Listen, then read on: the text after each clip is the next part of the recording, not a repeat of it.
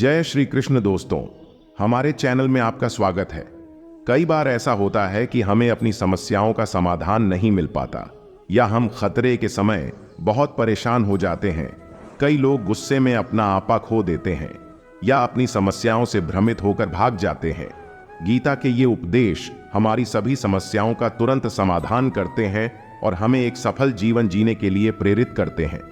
इसलिए आज मैं आपके साथ गीता के 20 उपदेश साझा करने जा रहा हूं जो आपके अशांत मन को शांत करेंगे और आपको एक सफल जीवन जीने में मदद करेंगे। तो कृपया वीडियो को अंत तक ध्यान से देखें। नंबर 1, गीता के श्लोक में भगवान श्री कृष्ण ने मनुष्य के शरीर को महज एक कापरे का टुकड़ा बताया है, अर्थात एक ऐसा कपड़े जिसे आत्मा हर जन्म में बदलती है। अर्थात मानव शरीर आत्मा का अस्थाई वस्त्र है जिसे हर जन्म में बदला जाता है। इसका आशय यह है कि हमें शरीर से नहीं, उसकी आत्मा से व्यक्ति की पहचान करनी चाहिए। जो लोग मनुष्य के शरीर से आकर्षित होते हैं या फिर मनुष्य के भीतरी मन को नहीं समझते हैं, ऐसे लोगों के लिए गीता का यह उपदेश बड़ी सीख देने वाला है। नंबर 2, गीता सार में श्री कृष्ण ने कहा है कि हर इंसान के धारा जन्म मरण के चक्र को जान लेना बेहद आवश्यक है, क्योंकि मनुष्य के जीवन का मात्र एक ही सत्य है और वो है मृत्यु। क्योंकि जिस इंसान ने इस दुनिया में जन्म लिया है उसे एक दिन इस संसार को छोड़कर जाना ही है और यही इस दुनिया का अटल सत्य है। लेकिन इस बात से भी नहीं नकारा जा सकता है कि हर इंसान अपनी मौत से भयभीत रहता है। अर्थात मनुष्य के जीवन की अटल सच्चाई से भयभीत होना इंसान की वर्तमान खुशियों को भी खराब कर देता है। इसलिए किसी भी तरह का डर नहीं रखना चाहिए।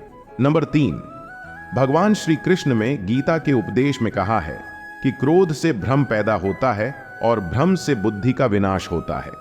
वहीं जब बुद्धि काम नहीं करती है तब तर्क नष्ट हो जाता है और व्यक्ति का नाश हो जाता है।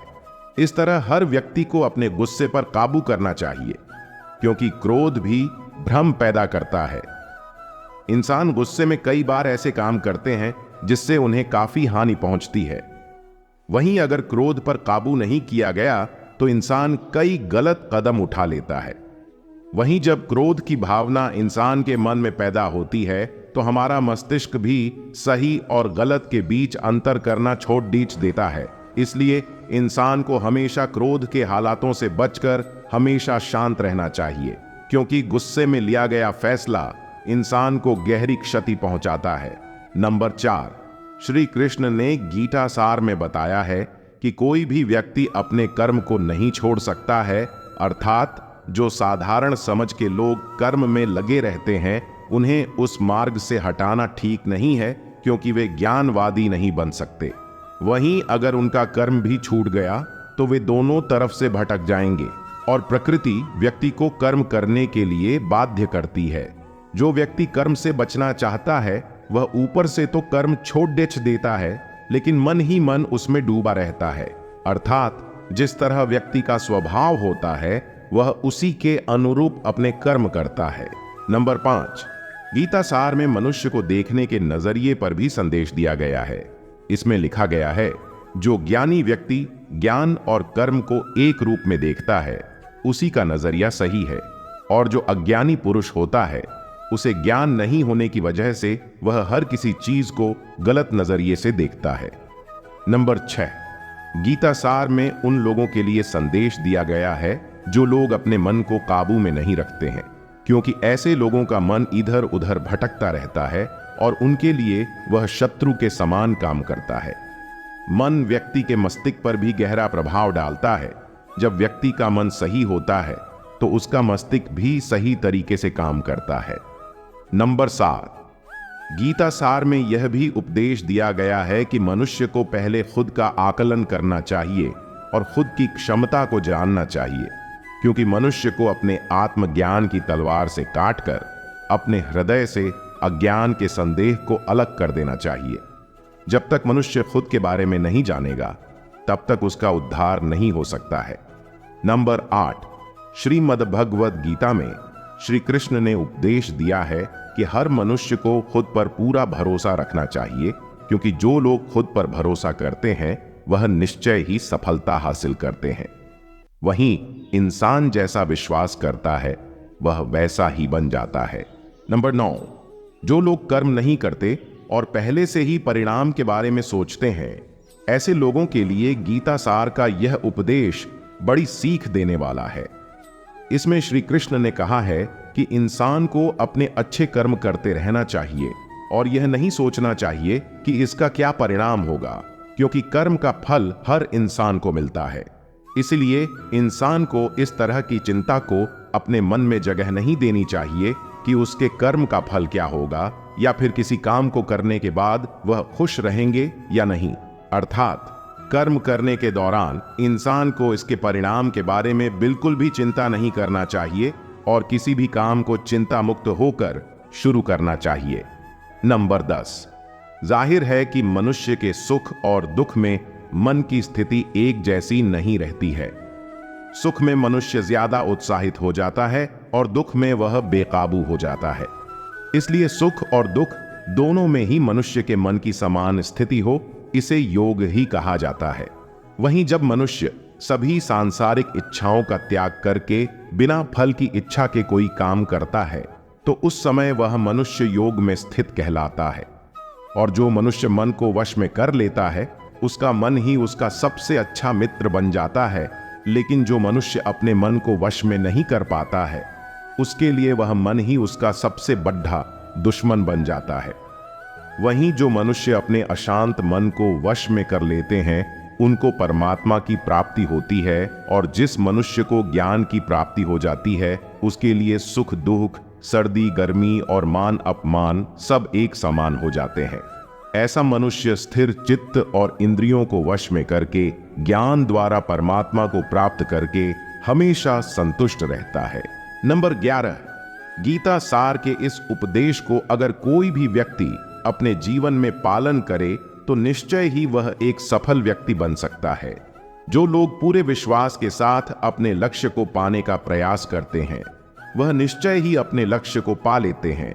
लेकिन मनुष्य को अपने लक्ष्य को हासिल करने के लिए लगातार चिंतन करते रहना चाहिए। नंबर 12, भगवान श्री कृष्ण ने गीता सार में कहा है कि लोगों को तनाव से दूर रहना चाहिए, क्योंकि तनाव इंसान को सफल होने से रोकता है। नंबर 13, श्रीमद् भगवत गीता में श्री कृष्ण ने यह उपदेश दिया है कि अपने काम को पहले प्राथमिकता दें और पहले अपने काम को पूरा करने की कोशिश करें, तभी दूसरे का काम करें। क्योंकि जो लोग पहले अपने काम को नहीं करते और दूसरे का काम करते रहते हैं वे लोग अक्सर परेशान रहते हैं। नंबर 14, श्रीमद् भगवत गीता में भगवान श्री कृष्ण ने यह भी उपदेश दिया है कि सब एक ही भगवान की विभूतियां हैं। जो लोग भगवान के अलग अलग रूपों की पूजा करते हैं और उनकी अलग अलग शक्तियों में भरोसा रखते हैं, ऐसे लोगों के लिए यह जान लेना बेहद जरूरी है कि सभी एक ही भगवान की विभूतियां हैं। मनुष्य के अच्छे गुण और अवगुण भगवान की शक्ति के ही रूप हैं। इसका सार यह है कि लोक में जितने देवता हैं सभी एक ही भगवान की विभूतियां हैं। वहीं कोई पीपल को पूज रहा है तो कोई पहाड़ को, कोई नदी या समुद्र को। असंख्य देवता हैं जिनका कोई अंत नहीं है। लोग अपनी अपनी आस्था के मुताबिक देवी देवताओं के अलग अलग स्वरूपों की पूजा करते हैं, लेकिन सभी एक ही भगवान की विभूतियां हैं। नंबर 15, गीता सार में भगवान श्री कृष्ण ने यह भी उपदेश दिया है कि जो लोग सच्चे मन से भगवान की आराधना करते हैं और अपना पूरा ध्यान भगवान की भक्ति में लगाते हैं वे लोग पूर्ण सिद्ध योगी माने जाते हैं। वहीं जो मनुष्य परमात्मा के सर्वव्यापी, अकल्पनीय, निराकार, अविनाशी, अचल स्थित स्वरूप की उपासना करता है और अपनी सभी इंद्रियों को वश में करके सभी परिस्थितियों में समान भाव से रहते हुए सभी प्राणियों के हित में लगा रहता है, उस पर ईश्वर की कृपा जरूर बरसती है। आपको बता दें कि गीता सार में महाभारत के युद्ध में भगवान श्री कृष्ण ने अर्जुन से कहा कि हे अर्जुन, अपने मन को मुझ में ही स्थिर कर और अपनी बुद्धि को मुझ में ही लगा। इस तरह तू निश्चित रूप से मुझ में ही हमेशा निवास करेगा। वहीं अगर तू ऐसा नहीं कर सकता है तो भक्ति योग के अभ्यास द्वारा मुझे प्राप्त करने की इच्छा पैदा कर सकता है। इस तरह तू मेरे लिए कर्मों को करता हुआ मेरी प्राप्ति रूपी परम सिद्धि को प्राप्त करेगा। नंबर 16, जो लोग अपने काम को मन लगाकर करते हैं और अपने काम में खुशी ढूंढ लेते हैं, वे लोग निश्चित ही सफलता प्राप्त करते हैं। वहीं दूसरी तरफ कई लोग ऐसे भी होते हैं जो किसी काम को बोझिल समझकर उस काम को सिर्फ निपटाने की कोशिश करते हैं। ऐसे लोग किसी काम को ढंग से नहीं कर पाते हैं और अपने जीवन में पीछे रह जाते हैं। नंबर 17, गीता सार में श्री कृष्ण ने यह बात कही है कि इंसान के लिए किसी भी तरह की अधिकता घातक साबित हो सकती है। जिस तरह संबंधों में कड़िड़िड़ाहट हो या फिर मधुरता, खुशी हो या गम, हमें कभी भी अति नहीं करनी चाहिए। जीवन में संतुलन बनाए रखना बहुत जरूरी है। जब तक मनुष्य के जीवन में संतुलन नहीं रहेगा, वह सुख से अपना जीवन व्यतीत नहीं कर सकेगा। अर्थात मनुष्य को जरूरत से ज्यादा कोई भी चीज करने से बचना चाहिए और अपनी जिंदगी में संतुलन बनाकर रखना चाहिए। नंबर 18, श्री कृष्ण ने गीता सार में उन लोगों के लिए इस उपदेश के माध्यम से बड़ी सीख दी है जो लोग दूसरी की भलाई पर ध्यान नहीं देते और सिर्फ अपना मतलब साधने में लगे रहते हैं। उन लोगों का कभी भला नहीं होता। आपको बता दें कि इंसान का स्वार्थ उसे अन्य लोगों से दूर ले जाकर नकारात्मक हालातों की तरफ ढकेलता है, जिसके चलते व्यक्ति अकेला रह जाता है। वहीं गीता में यह भी कहा गया है कि स्वार्थ शीशे में फैली धूल की तरह है, जिसकी वजह से व्यक्ति अपना प्रतिबिंब ही नहीं देख पाता। वहीं अगर आप चाहते हैं कि आप भी अपना जीवन खुशीपूर्वक व्यतीत करें, तो इसके लिए यह जरूरी है कि आप अपने स्वार्थ को कभी अपने पास नहीं आने दें, क्योंकि स्वार्थी मनुष्य दोस्ती भी सिर्फ अपना स्वार्थ निकालने के लिए करते हैं। नंबर 19, आपने अक्सर यह सुना होगा कि जिसका कोई नहीं होता उसका भगवान होता है। गीता सार में भी यह कहा भी गया है कि ईश्वर हमेशा मनुष्यों का साथ देता है। वहीं जब व्यक्ति इस प्रभावशाली सत्य को मान लेता है तो उसका जीवन पूरी तरह बदल जाता है। सृष्टि निर्माता ईश्वर ही है जो संपूर्ण जगत को चला रहा है। वहीं इंसान तो बस ईश्वर की हाथ की एक कठपुतली है। इसलिए इंसान को कभी अपने भविष्य या फिर अतीत की चिंता नहीं करनी चाहिए, क्योंकि हर विकट परिस्थिति में ईश्वर इंसान का साथ देता है और उसे मुश्किल से बाहर निकालता है। इसलिए हम सभी को ईश्वर पर भरोसा रखना चाहिए। नंबर 20, जिन लोगों में शक या संदेह की आदत होती है या फिर जो लोग जरूरत से ज्यादा शक करते हैं, ऐसे लोगों के लिए श्री कृष्ण ने गीता में कहा है कि पूर्ण सत्य की खोज या फिर संदेह की आदत इंसान के दुख का कारण बनती है, क्योंकि शक करना एक ऐसी आदत है जो कि मजबूत से मजबूत रिश्ते को भी खोखला कर देती है। वहीं जिज्ञासा होना भी लाजमी है, लेकिन पूरी तरह सत्य की खोज या फिर संदेह ही इंसान के दुख का कारण बनती है और शक करने वाले इंसान बाद में इसका पश्चाताप करते हैं। भगवान श्री कृष्ण के धारा श्रीमद् भगवद गीता में जो भी उपदेश दिए हैं, अगर इन उपदेशों को लोग अपने जीवन में उतार लें तो वे निश्चित ही अपने जीवन में सफल हो सकते हैं। गीता सार के ये उपदेश वाकई एक सफल जीवन के निर्माण करने में अपनी अहम भूमिका निभाते हैं।